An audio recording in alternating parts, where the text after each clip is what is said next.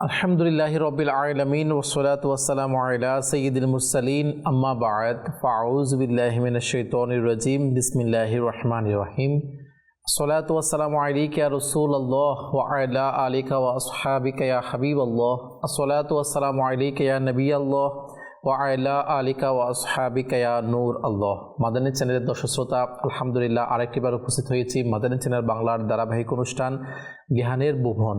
আলহামদুলিল্লাহ, যেখানে জ্ঞানের সমাহার, জ্ঞানের সমুদ্র, কিতাব, বই, ইলমে দ্বীনের আলোচনা। আলহামদুলিল্লাহ, তো দাওয়াত ইসলামীর প্রকাশনা প্রতিষ্ঠান মাকতাবাতুল মদিনা কর্তৃক অসংখ্য কিতাব প্রকাশিত হয়ে থাকে।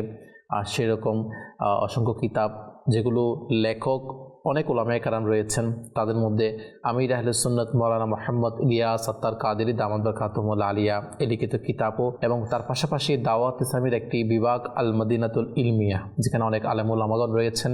তারা আলহামদুলিল্লাহ বিভিন্ন কিতাব আমাদেরকে উপহার দিয়ে থাকেন। তার পাশাপাশি বিভিন্ন পূর্ববর্তী বুজুর্গানে কেরাম যারা রয়েছেন, তাদের কিতাবও আমাদের মাঝে খুব সহজভাবে এই ডিপার্টমেন্টের পক্ষ থেকে উপহার দেওয়া হয়ে থাকে। তো আলহামদুলিল্লাহ একই সকল কিতাবগুলো মাকতাবাতুল মদিনা প্রকাশনা করে থাকেন।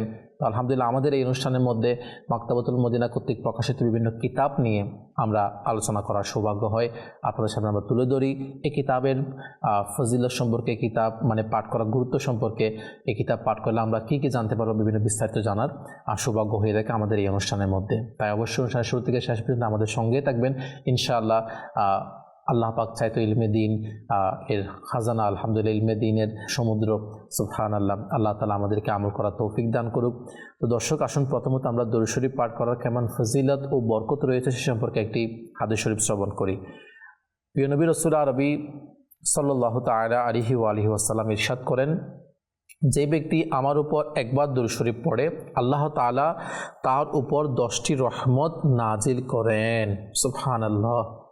আল্লাহ তাআলা আমাদেরকেও বেশি পরিমাণে দরুদ শরীফ পাঠ করার তৌফিক দান করুক, আমিন। আসুন মহব্বতের সাথে আমরা আরেকটিবার দরুদ শরীফ পাঠ করে নিই। সল্লু আলাল হাবিব সাল্লাল্লাহু তাআলা আলা মুহাম্মদ সাল্লাল্লাহু তাআলা আলাইহি ওয়া আলিহি ওয়াসাল্লাম।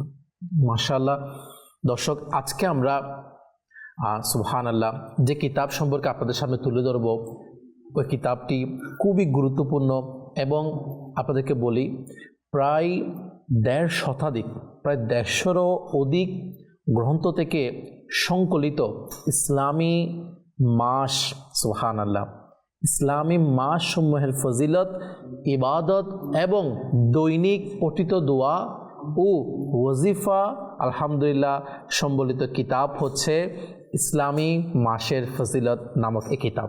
জি হ্যাঁ, ইসলামী মাসের ফজিলত এই কিতাবের মধ্যে আলহামদুলিল্লাহ আমি যেটি বললাম, অসংখ্য কিতাব থেকে যেটি বলা হলো 1.5 শতাধিকের চাইতেও প্রায় বেশি গ্রন্থ থেকে এই কিতাবটি আলহামদুলিল্লাহ আপনার সামনে উপহার দেওয়া হয়েছে আমাদের দাওয়াত ইসলামের আল মদিনাতুল ইলমিয়া বিভাগের পক্ষ থেকে, যে ইসলামী মাসের বিভিন্ন ফজিলত সম্পর্কিত। আজকে দুঃখের সাথে বলতে হয়, আমরা মুসলমান রয়েছি, এরপরেও আমাদের মধ্যে অনেকে আমরা জানি না ইসলামী মাসগুলা কি কি, অনেক ইসলামী মাসের নামও জানে না। এবং কাউকে আপনি হঠাৎ ফর এক্সাম্পল আজকে আপনি রাস্তায় বের হলেন, রাস্তায় শত মানুষ হেঁটে যাচ্ছে, আপনি একটা সার্ভে শুরু করেন, আপনি 100 জন মানুষকে যদি জিজ্ঞেস করেন হুজুর আজকে ইসলামী মাসের কয় তারিখ, আজকে এটি কোন মাস চলছে, তাহলে আপনি মানে বলতে এটা লজ্জা লাগে। আমাদের আজকে মুসলমানরা আমরা 100 হয়তো 90 জন আপনি এমন পাবেন যারা হয়তো কেউ জানবেও না যে আজকে এটি ইসলামী কোন মাস, ইসলামের কততম সাল এবং আজকে ইসলামী মাসের কত তারিখ, এটা আমরা অনেকে জানি না।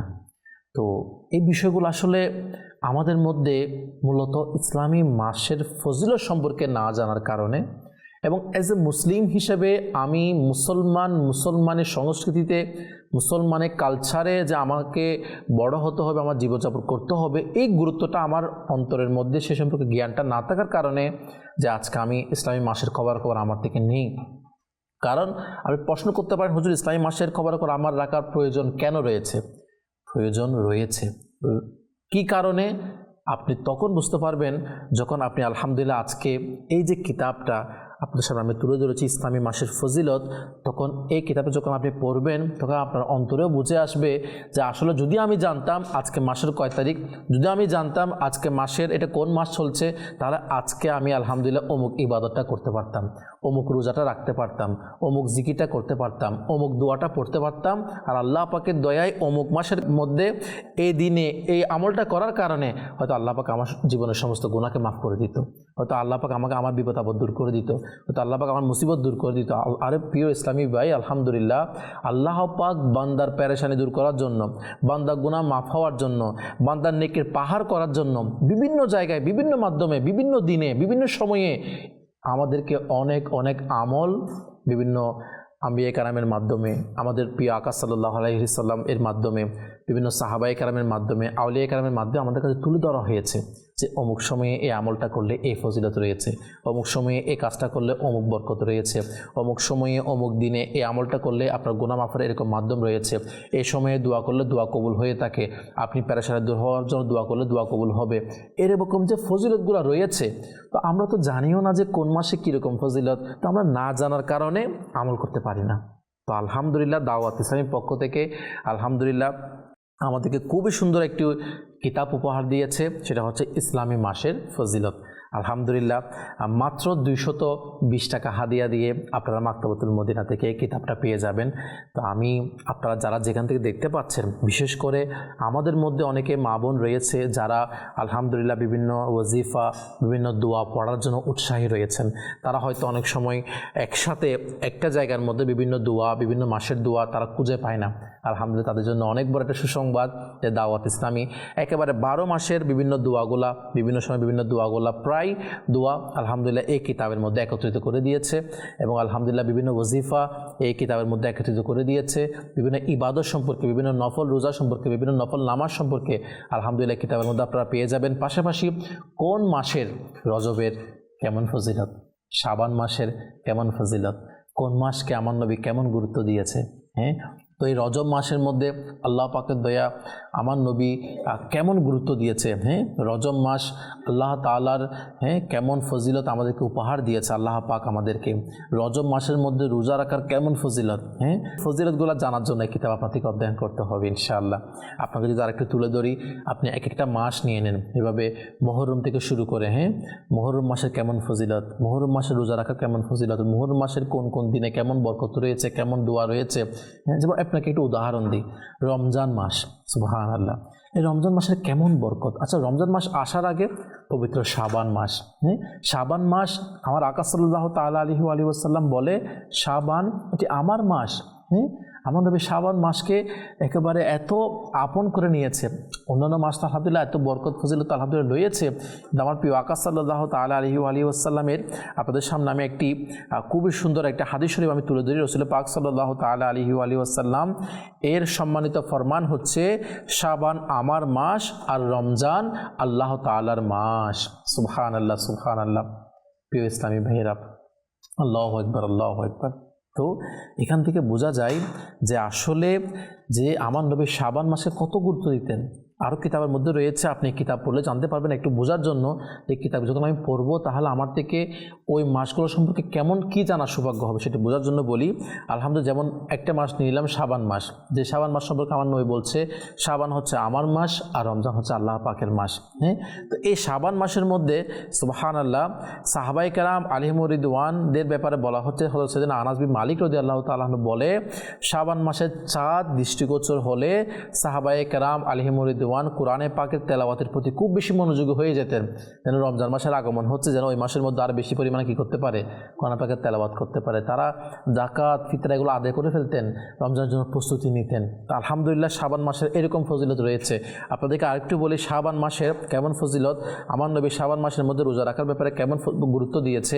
হযরত সাইয়েদনা আব্দুল্লাহ বিন আবি কায়স রাদিয়াল্লাহু তাআলা আনহু থেকে বর্ণিত, তিনি উম্মুল মুমিনিন সাইয়েদনা আয়েশা সিদ্দিকাকে বলতে শুনেছেন, তাজদার রিসালাত শাহেনশাহ নবুয়ত নবী করিম সাল্লাল্লাহু আলাইহি ওয়াসাল্লামের পছন্দের মাস শাবানুল মুআজ্জম ছিল, কারণ এতে আমার নবী রোজা রাখতেন।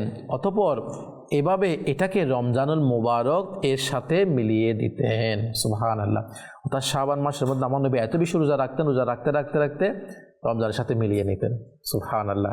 তো এই মাসের এরকম ফজিলত রয়েছে, আরও অনেক ফজিলত রয়েছে, এরকম দশশ্রোতা এক একটা মাসের এত ফজিলত, এত বরকত রয়েছে। তো এগুলো যখন আমি জানবো না, তাহলে অবশ্যই আমার থেকে, ওই যে আমি প্রথমে বলেছিলাম অনুষ্ঠানের শুরুতে, যে আজকে আমরা কেন আর এই মাসের গুরুত্ব সম্পর্কে আমরা জানি না, কারণ এগুলো ফজিলতগুলো আমরা জানি না, গুরুত্বগুলো সম্পর্কে আমরা পড়ি নাই, তো যার কারণে আমরা আজকে মাসগুলোকে আমরা গুরুত্ব দিচ্ছি না। মাসগুলো মনে রাখার আজকে আমি টেনশনও করছি না, চিন্তাও করছি না, যে আমার কি দরকার। নয় প্রিয় ইসলামী ভাইয়েরা, দরকার আমার আখিরাতকে কামিয়াব করার জন্য। জি হ্যাঁ, যদি আজকে দুনিয়াবি যেই আমরা ক্যালেন্ডার ব্যবহার করে যদি সেটা দুনিয়াদারের ক্ষেত্রে যদি আমার উপকার দেয়, কিন্তু আখিরাতের ক্ষেত্রে সর্বোচ্চ যেটা আমাকে উপকার দিবে সেটি হচ্ছে আলহামদুলিল্লাহ এই আরবি মাসগুলো। আমি যখন এই আরবি মাস সম্পর্কে জানবো, তখন ইনশাআল্লাহ আমার আমল করার সৌভাগ্য হবে। আল্লাহ পাক চাইতে ইনশাআল্লাহ রিয়াজত করার, ইবাদত করার সৌভাগ্য নসিব হবে। তাই প্রিয় দর্শক শ্রোতা, পরিশেষে আপনাদের কাছে বিনীত অনুরোধ করব, ইসলামী মাসের ফজিলত এই কিতাবটি আপনারা সকলেই মাকতাবাতুল মদিনা থেকে হাদিয়া দিয়ে সুলভ মূল্যে আলহামদুলিল্লাহ সংগ্রহ করুন, নিজেও অধ্যয়ন করুন এবং অপরকেও উপহার দেওয়ার বিনীত অনুরোধ রইল। এবং আলহামদুলিল্লাহ পবিত্র মাস এ সম্পর্কে আরও বিস্তারিত জানার জন্য যখন আপনি কিতাবটা পড়বেন, তখন আপনার আমল করার সৌভাগ্য হবে। এবং একটি বিষয় অনুরোধ করব, নিজেও পড়বেন, নিজে পড়া শেষ হলে কিতাবটা অন্যকে উপহার দিন, তাহলে ইনিও পড়ে যেই ফজিলত, যেই আমল করবে তা আপনার আমল নামে আল্লাহ পাক দিবেন ইনশাআল্লাহ। এবং নিজের পরিবারবর্গ, নিজের বন্ধুবান্ধব সবাইকে এটি শেয়ার করার অনুরোধ রইল। আল্লাহ তাআলা আমাদেরকে ইলমে দ্বীন অর্জন করার তৌফিক দান করুক। শয়তান কখনো চাইবে না যে আপনি কিতাব পড়েন। আপনি কিতাব হয়তো কিনে ফেললেও পড়ার অনেকের সময় শয়তান আমাদেরকে পড়তে দেয় না। তো শয়তানের বিরুদ্ধে যুদ্ধ চেষ্টা আমাদের কি, মানে তার বিরুদ্ধে কাজ করার আমাদের মন মানুষের তৈরি করতে হবে, যে শয়তান যা বলে তার বিরুদ্ধে আমরা ইনশাআল্লাহ ইলমে দ্বীন অর্জন করব, কিতাব দিন ইসলামের জ্ঞান অর্জন করার চেষ্টা করব ইনশাআল্লাহ। আল্লাহ তাআলা আমাকেও তৌফিক দান করুক, আপনাদেরকেও তৌফিক দান করুক। আল্লাহ তাআলা আমরা আজকে ইলমে দ্বীনের আলোচনা সম্পর্কে যা কিছু শুনেছি তারপর নিজেও আমল করার তৌফিক দান করুক এবং অপর কাছে পৌঁছে দিয়ে নেকি হাসিল করার তৌফিক দান করুক। আমিন বিজাহি নবিল আমিন সাল্লাল্লাহু আলাইহি ওয়াসাল্লাম। সল্লু আলাল হাবিব সাল্লাল্লাহু তাআলা আলা মুহাম্মদ সাল্লাল্লাহু তাআলা আলাইহি ওয়াসাল্লাম।